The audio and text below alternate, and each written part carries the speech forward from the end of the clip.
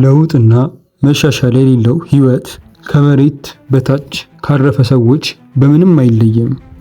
ሙት ብቻ እኮ ነው ማይለወጠው። እየተነፈስክ ከሆነ ኑሮ ላይ ብዙ ነገር መቀየርና ተአምር ሰርተህ ማለፍ አለብህ። ለትልቅ ዓላማ ተፈጥረህ ትንሽ ህይወት መኖር ላንተ አይመጥንም። እድለኛ ካልሆንክ አያልፍልኝም ማለቱን አቁም። ለውጥ መጀመር የሚፈልግ ሁሉ ለራሱ ህይወት ኃላፊነቱን ይውሰድ። ሰበበኛውን ቅበሩ። ከተለወጥኩ በራሴ ጥንካሬ ነው በል።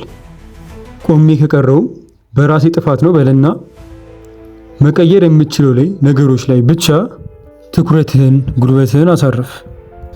ወዳጄ አንተ ብቻ ቁርጠ ወደ ተግባር ግባ እንጂ የማይቀየር ነገር የለም። ለውጥ የምፈልግ ከሆነ ምቾት ከሚነሳ ከምፈልገው ነገር ጋር መጋፈጥ ተለማመድ። ምቾት ስትሆነ ለውጥ የለማ። አንተን የሚያሳድጉ ነገሮች ያሉት ከምቾት ጀርባ ነው።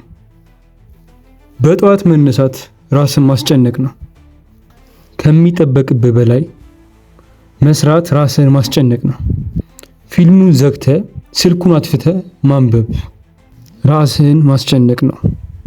ግን ለውጥና እድገት ያለው እየመረረ እንኳን ጨክነ በምታደርጋቸው ነገሮች ውስጥ ነው።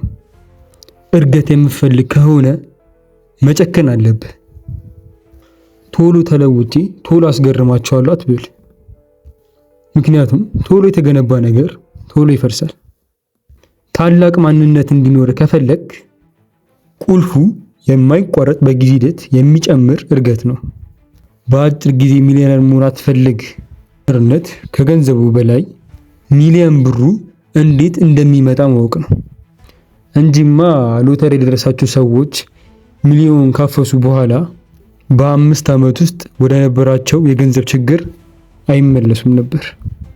እውነተኛ ለውጥ ማለት ከህይወት እየተማርክ ራስን በእውቀት በልምድ እያሳደግ ከፍ ማለት ነው። አስገራሚ ለውጥ ሂደት ይጠይቃል።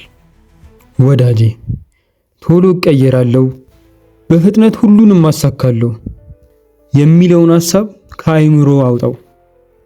አትርሳ። አሁን አጎንብሰ ስትለፋ ስትጥር ማንም ላያይ ይችላል።